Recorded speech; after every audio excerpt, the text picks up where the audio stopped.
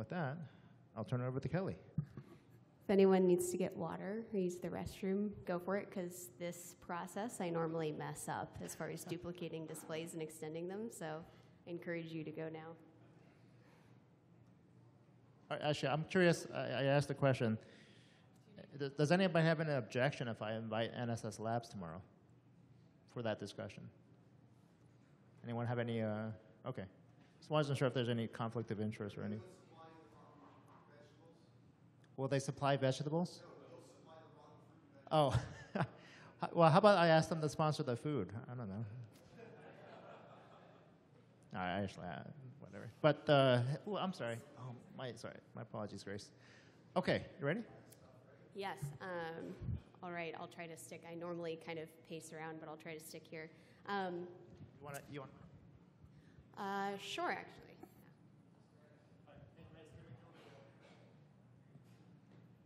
All right. So my talk today is called A Dangerous Folly, Why Individual Attack Prediction Can't Be Our Goal.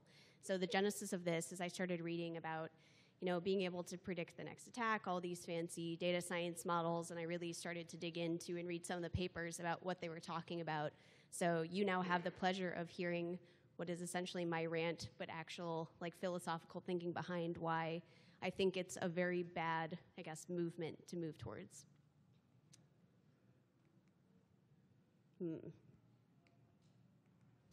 Okay, my clicker's not working, but so I'm Kelly Shortridge. I'm currently a product manager at Security Scorecard, which is a security risk management platform. In my spare time, I look at the intersection of behavioral economics as well as information security.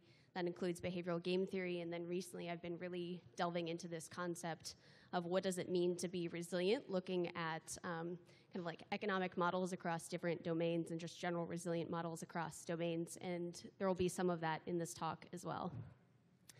But today it's about prediction. So Niels Bohr is a Nobel Prize, or was a Nobel Prize winning physicist, and he said prediction is very difficult, especially about the future. So I think that really sets the tone today. So the first problem is that prediction is a sexy problem. It involves a lot of math. It sounds really cool, so lots of people want to try it out.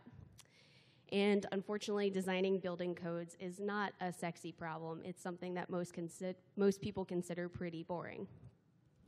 So Act 1 of this talk is, why is everyone hyped up on prediction? Why is it such a big thing to talk about right now? And then what methods are people actually proposing? Act 2 is, what lessons exist from other areas, other domains, and what should we be doing instead of attack prediction? So this is a spoiler alert. Don't look and don't listen right now if you don't want to know kind of the theme of the talk, but it's basically the TLDR is that predicting attacks isn't as valuable as hazard reduction. So I'm about to tell you why. So Act 1, we're going to look at the world through the rose-tinted glasses of people focusing on attack prediction. So first, why is there such interest in attack prediction other than the fact that the cyber equivalent of that would be really dope? So a lot of people talk about certain reasons why they're interested, and I'll get into some of those. But actually I think it's fundamentally that uncertainty feels bad. From a neurological point of view, we really don't like uncertainty. So basically, ambiguity of potential future threats fuels stress and anxiety. There have been, countless research papers about this. I'm not going to enumerate them all, so you're going to have to trust me that this has been pretty well proven. In fact, there was a good article published in Nature called Computations of Uncertainty Mediate Acute Stress Responses in Humans. So basically, even if you know something really bad's going to happen, it's less stressful than uncertainty, even if there's a chance that something good could happen. So I am really, really chicken at watching scary movies, but one way I get through it is I read the plot beforehand. So I view something like attack prediction as very similar. You're trying to see the plot of how you get compromised ahead of time to give you some level of comfort. Unfortunately, though, in that vein, predictions can give a false sense of security, because if you know what's going to happen, maybe you don't prepare. But there are also some unemotional reasons, and I have that in quotes because I don't actually think the emotional reasons are bad or negative. I think we shouldn't look at it through that lens. But I guess you could put it as there are intellectual reasons used to justify prediction as well, and these are what you're going to hear in the prefaces to a lot of these papers. So the first claim is knowing when and where an attacker will strike allows some level of preparation. Another common claim is knowing the attacker's next move helps with resource allocation as far as like defensive strategy. I also think there's a tacit reason, which is that precogs are really cool. So if you've read Minority Report or seen the movie, the concept of precogs is basically they can see crime before it happens. And despite there are a lot of dystopian elements, fundamentally it's a really cool concept. But do these goals actually align with what the methods that are being proposed are? So what prediction methods are being proposed right now?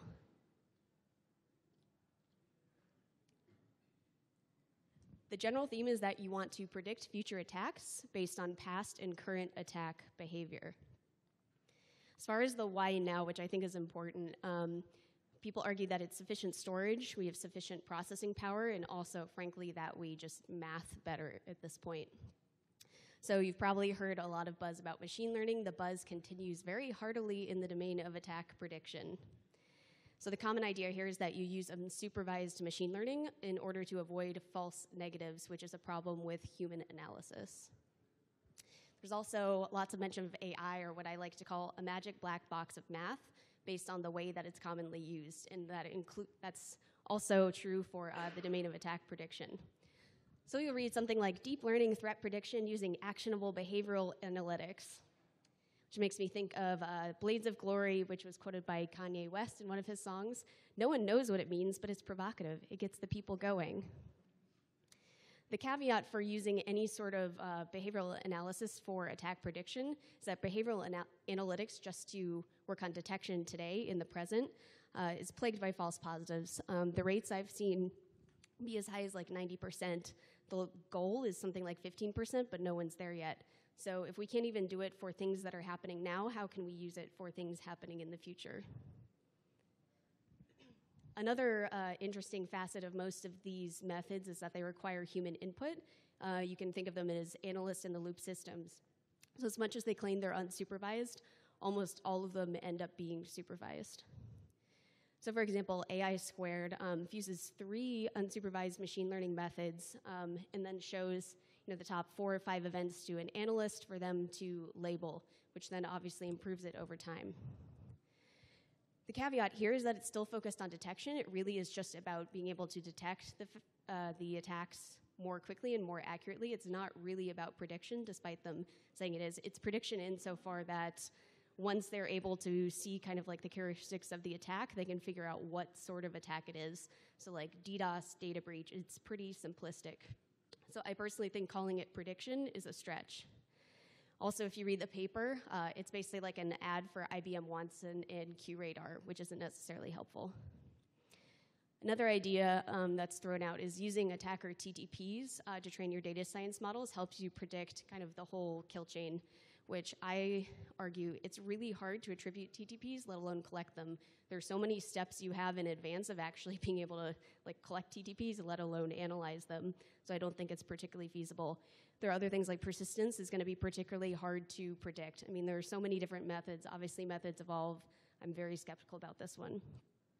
And also the point is okay, so you know the next part of the kill chain. Are you supposed to reallocate resources on the fly? Good luck. I don't think any of us want to have to do that. Another idea is social data analysis using OSINT, particularly things like Twitter, news, to predict data breaches. So the theory here is that because news about a compromise in an organization originates from outside of the organization in the news or on Twitter, you could use them as open source indicators of compromise. But I would argue, does news, meaning mostly Twitter in the paper's case, always know about breaches before the organization itself? I'm not so sure. And also, how is it predictive if they're finding news about a breach that's already happened? That's my question. Another one, obviously cause analysis, what allowed the attack to happen. This can unfortunately lead to whack-a-mole. But also drawing from finance, past performance is not an indicator of future performance. So whatever the cause of the prior breach was, if you're relying on that to put into your models, it's not necessarily going to be that accurate. The only plausible one that I liked is you can detect preparations of an attack to help stop attacks before they start. But my question is, how much does some sort of predictive engine help you in that way versus just having a canary to alert you that like something's happening at all? So where did this leave us? Some of the barriers, false positives. Attackers are quick to adapt behaviors. I've talked about this a bit in looking at like behavioral models of how attackers and defenders think. And also just frankly, most people have limited time and people on their teams. The other problem here is how can you sniff out the BS methods as far as attack prediction? So security is already considered a market for lemons. I think this is a market for lemons on like steroids. It's the things that like no one probably in Austin or New York where I live are gonna eat these. They're so like just GMO modified. So how do you know what to do next? To me is the ultimate question. It's predictive versus prescriptive. It's great if you know what's coming up, but what do you do about it? So my alternative proposal is prepare your prioritized assets for the probabilistic worst ahead of attack, which gets us into Act 2, where we are now in the stormy phase rather than rose-tinted glasses. So what are the lessons from other domains?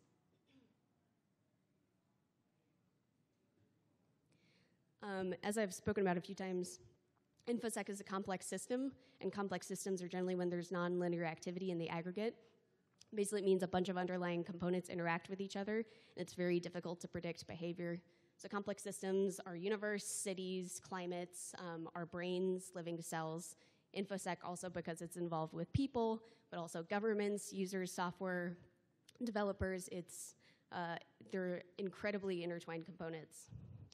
So generally in the domain, for example, natural disasters, there's been a ton of research on prediction because like infosec, it intersects with society quite a bit, so people care about mitigating the damage from them.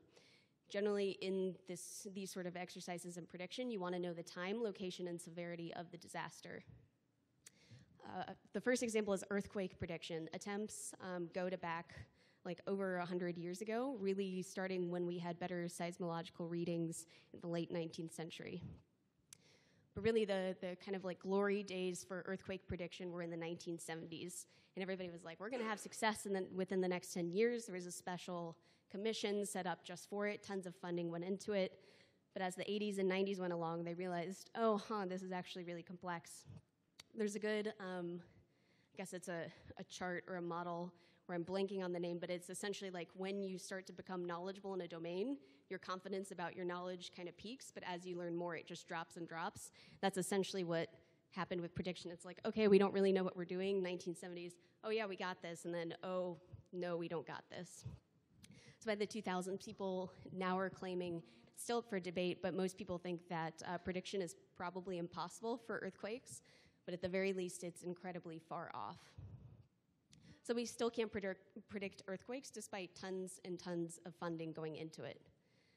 Another problem is false predictions lead to the boy who cried wolf syndrome, which isn't ideal. We want to raise awareness about the risks of cyber attacks, but we need to learn from things like earthquake prediction where people start to annoy or ignore any sort of warning because it's been misleading so many times. As an example of that as well, New York at one point, I think it was after Sandy, they shut down the subway system and everything, and we ended up having, 2 inches of rain. So then the next time they say, no, really, it's going to be bad, it means people are less likely to listen. So you have to be careful. A key thing coming out of kind of the whole fiasco after the 1970s is this idea of earthquake forecasting versus earthquake prediction. The difference is that forecasting is about gaining a general sense of probabilistic risk in a given area. Prediction is knowing exactly when and where it will strike, as well as the severity. So the result is we know which areas are risky, but not when and where a quake will occur. Like obviously we know a lot of areas in California are prone to quakes, but we don't know exactly when the next one will strike. But this is enough information to inform us that we need to be prepared. For example, building codes. Those are pretty well established at this point, and it helps you withstand the effects and also incur an acceptable level of damage. The goal is never that, there's zero crumbles or anything. The goal really is, let's make sure there's no loss of life and obviously minimize, hopefully no schools fall down. So it's never about reducing it to absolutely zero damage. So a quote I like by Susan Elizabeth Ho, who's a seismologist at the USGS. She said, "A building doesn't care if an earthquake or shaking was predicted or not. It will withstand the shaking or it won't. I think that's very apt when we're thinking about security. So breach prediction can help, but you have to design your infrastructure properly, and I'll get to that in a minute. So really what the focus now is for people who were studying earthquake prediction, it's now more towards reducing vulnerabilities, assessing the risk, and understanding the impacts.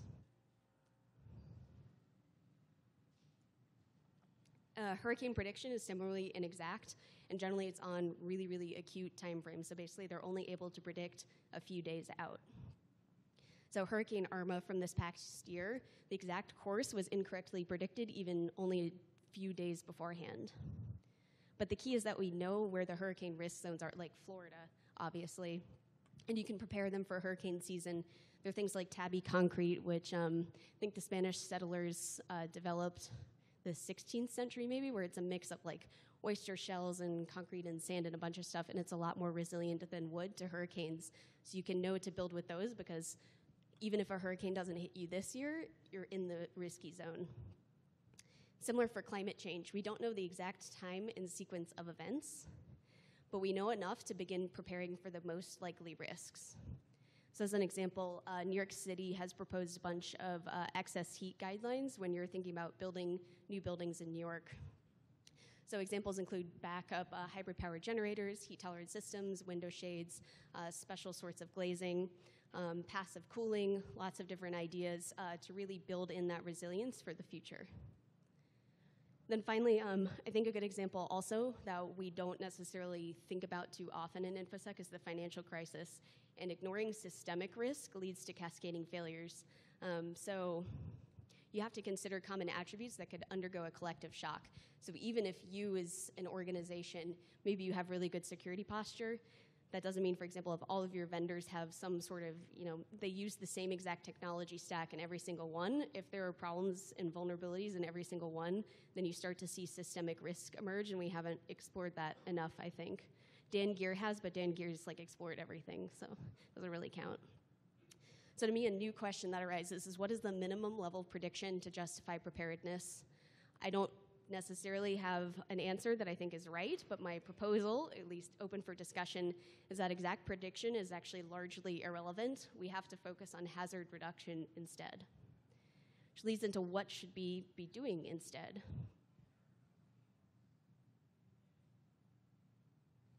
So we all have finite resources. If you're like me, I wish I could clone myself 5 different times so I could do everything I want to do, but it's not possible yet. So given finite resources, I think it's better to research hazard assessment and reduction versus attack prediction. So the who, what, when, how, and why for one attack, to me, is less valuable than knowing the most probable scenario. So it's not necessarily all scenarios and prepping for the max impact for the ball, but what's most likely to happen to your organization. I think there's a very inapt analogy versus Alvaro, which was relayed to me in a Slack channel we share. So Uruguay basically came into having these brand new super fancy radars. They turned them on and they detected that their airspace was being used for drug smuggling, which is really bad. It's not something they want. Problem is they can't do anything because they don't have planes fast enough to catch the drug smugglers. So you can predict something, you can detect something, so what? Can you actually do anything about it? And none of the attack prediction papers I read really took that into consideration. So to me, the first step is you want to conduct attack forecasting to determine the general probabilistic risk. That's something I'm personally working on at my company, so it's very near and dear to me.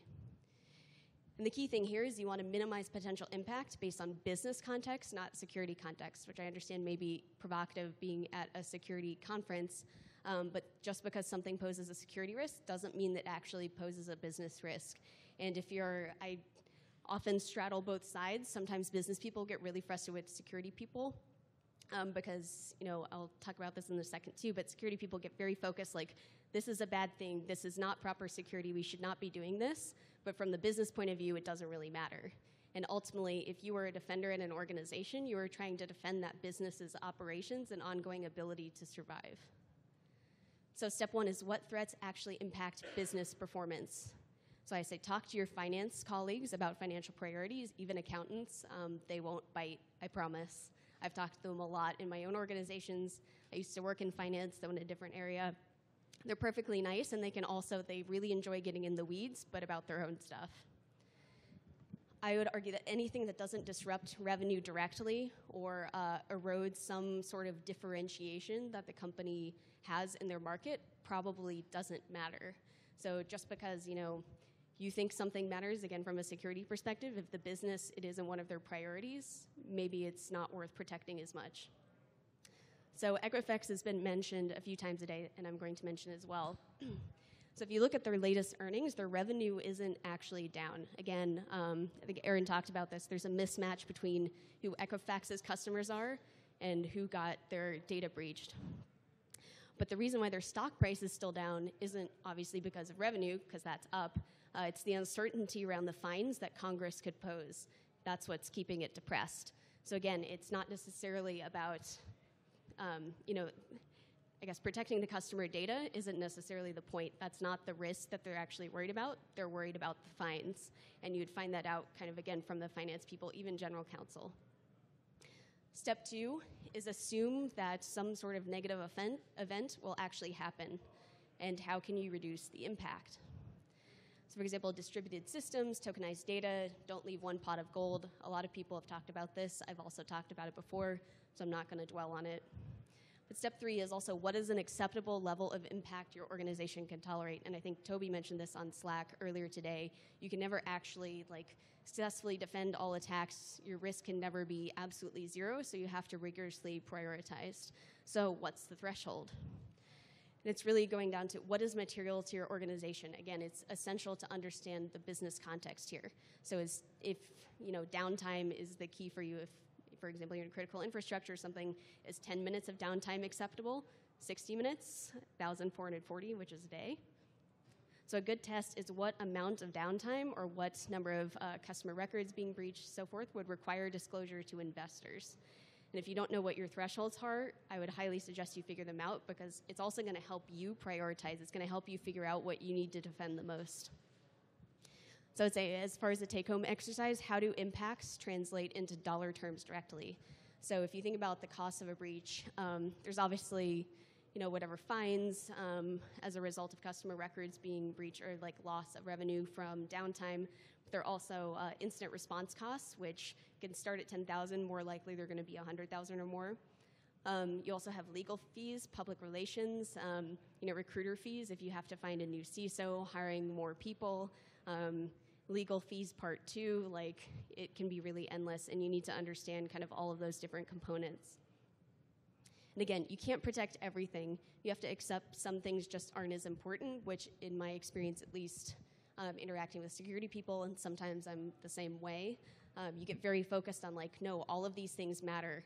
Unfortunately, not all of the things matter, and you have to figure out the order in which they matter. Security teams can burn out others, but I think also themselves with the claim that everything is critical. And I think that's a common thing when you talk to people in DevOps, for example. They get really frustrated because they do want, contrary to, I think, popular belief, what you hear at conferences, they do actually want to help the security team. They want to fix things, but when you tell them everything is critical and you give them 200 things to fix, they have no idea where to start. So you can help them out and help yourself by actually understanding, okay, not everything is critical. Some things are, some things aren't. As an example, for a lot of critical infrastructure, customer, any sort of monetary data, a lot of times they aren't taking necessarily credit cards. It's going through an intermediary. So that needs to be protected less than the uptime.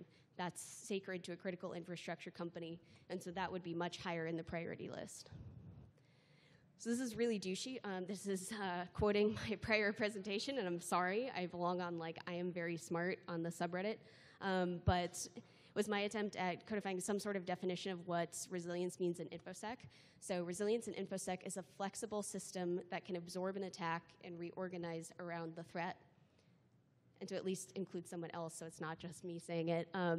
Again, Susan Elizabeth Ho said, for the purposes of building a resilient society, earthquake prediction is largely beside the point.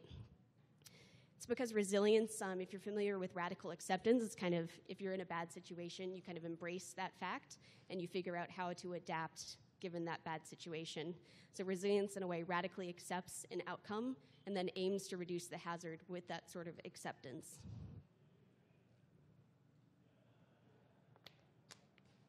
I also think part of resilience is understanding, again, this notion of cascading failures or correlated risk.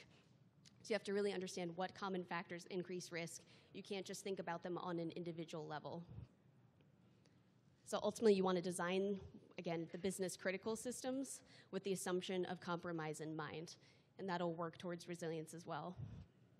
So as an example, back to earthquakes. After the big Christchurch earthquake, New Zealand designated what they called a red zone, where land is too vulnerable and where rebuilding is uneconomic post-quake. It just doesn't make sense because an earthquake is very likely to happen.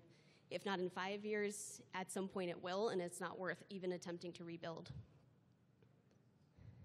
So the idea is that you want to identify the red zones within your IT systems. I have suggestions of this in another talk, and all of these are clickable once I post the slides, so don't worry. So the idea is basically the organization should identify which infrastructure technologies present the most security challenges, and it's not just vulnerabilities. You also have to think about ongoing maintenance, for example, of legacy systems. How much are you having to retrofit? Another key component of this, as far as like how you can expend resources better than doing attack prediction, is running playbooks and modeling decision trees, which also I've talked about a little bit before, for your most valuable assets. Because again, there's really no point predicting any sort of attack if you actually haven't practiced how to defend against it. Again, so using 8 squared, if you, if you're able to predict that there's some sort of data breach happening, even if it's based on TTPs, you know exactly what the attacker is going to do next. If you haven't actually run through that, if you haven't, for example, like Toby talked about, if you haven't challenged your assumptions about how you're able to defend against this sort of threat, what good is it that you've actually been able to predict it? It doesn't actually give you much help at all. So in conclusion,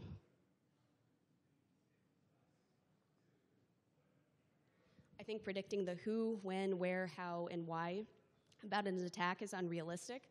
So as you see here, this is kind of like a cool Wiccan setup. And again, it's really cool and it sounds awesome, but much like if I tried some sort of Wiccan ritual, it's probably not going to work. It's probably not going to help very much at all. So prediction about an individual attack is not that useful, I think, on a relative basis. I do think there are arguments there potentially, particularly on the idea of being able to predict based on seeing attacker preparations, but ultimately, given the resource expenditure, it's not that valuable. Because again, remember, for any of these systems, you have to have really good log collection and analysis. You have to have probably like a team of data scientists. So if it's like all the other startups that have supervised machine learning, whatever else, like you're gonna need some help in your staff, or you're gonna have to pay an arm and a leg for some sort of managed service. Many of the attack prediction methods, again in quotes, are really about detection. They aren't actually about prediction. It's really about how do you detect better. Again, it's about very short time frames, so in a lot of ways it's very myopic. It doesn't really help inform your security strategy as a whole. It also requires an inherently reactive approach. Again, think about the fact that for the social analysis one, it requires that there's already news about the breach happening out there in the Twitterverse. That's not necessarily very helpful. It also adds even more things to do. Like everyone, I think at this point, alert fatigue has been talked about to death, but this is just adding more alerts, and it's not adding much that's that valuable. So I would say a good test is, do you have preparations for and practice against any of the potentially predicted attacks? If you don't have those in place, you need to do those first. There's absolutely no reason to start implementing some sort of attack prediction until you have both of those things, and ideally in some sort of repeatable process. So instead, you want to assume ponage and architect robust, adaptable, and transformable systems, which means resilient systems. And the great thing about resilient systems is that they support the business against many different eventualities. So again, much like the buildings, it doesn't matter if the earthquake was predicted or not. They're either going to stand up or they're going to fall down. So the idea is if you implement resilient systems, it doesn't matter whether an attack's predicted or not, you'll still be good. So I always like to close with a quote, and I think this is Maya Angelou one. Maybe she isn't quoted very much in security talks, but I think this is a good one. So it's ideally you want to be hoping for the best, prepared for the worst, and unsurprised by anything in between. So with that, we have, I think, time for questions, and I may have gotten us back on schedule, in fact. Anyone? Questions?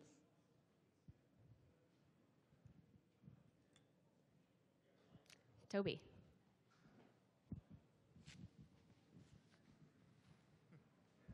So I'll admit, I actually had not been tracking that this was an area that people were investing in and looking at.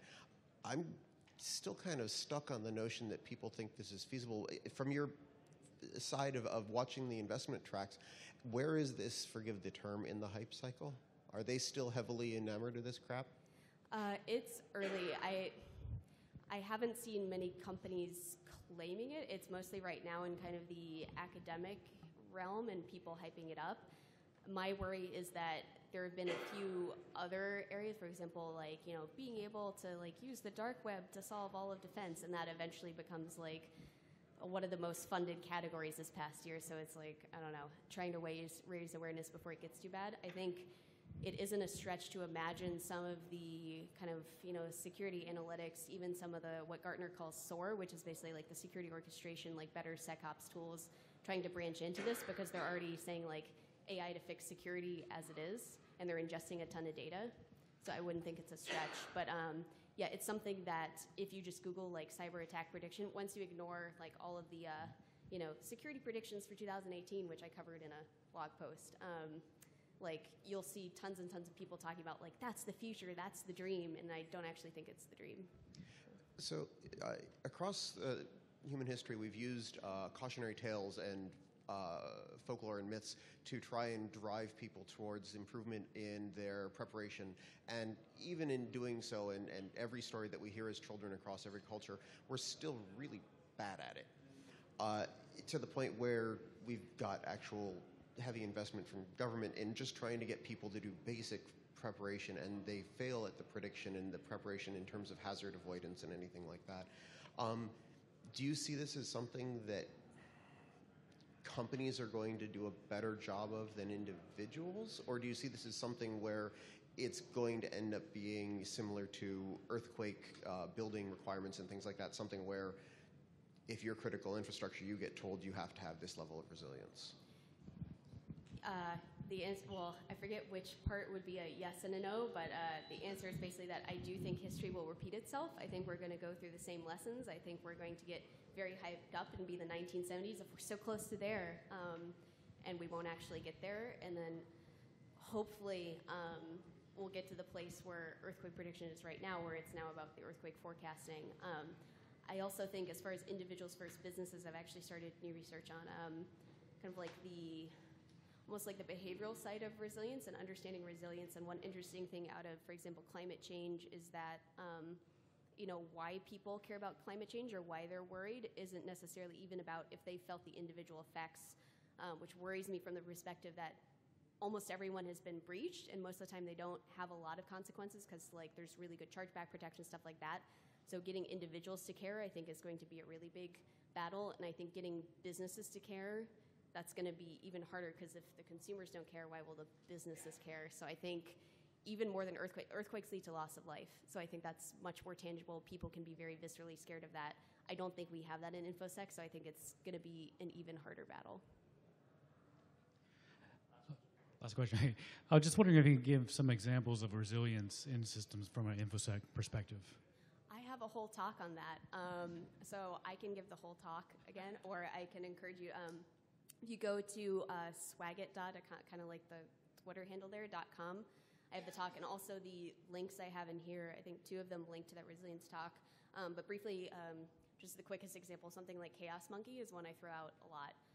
Being able to tear up and down systems, make sure that it makes it hard for persistence, and also a lot of people, they do think about adaptability, even though most of the time people think about robustness when they think about resilience. The key part that even, I'd say, you know, if you know the meme about like basically degrees of wokeness where it's like the brain exploding out, the ultimate one is transformability, which is how easily can you migrate systems, how easily can you like move data, change your systems, rather than, you know, being stuck with the same thing over time. So I would say that's why something like Chaos Monkey I think is nice, because it's also ensuring that your systems are transformable, not just adaptable. All right. Thanks, Thank Kelly. you.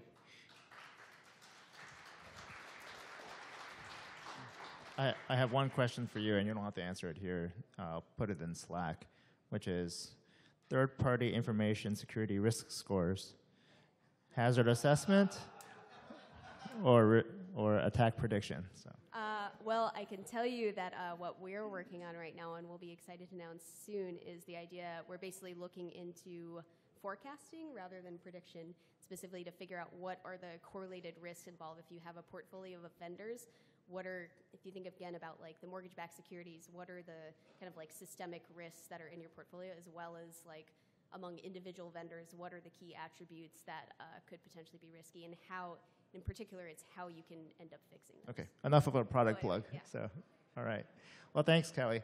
We have a break right now, so we'll have a 20-minute break, and then we'll reconvene at 3:10 with Jerry Perillo over at ICE, and he's going to talk about the contrarian CISO. So 3:10 p.m.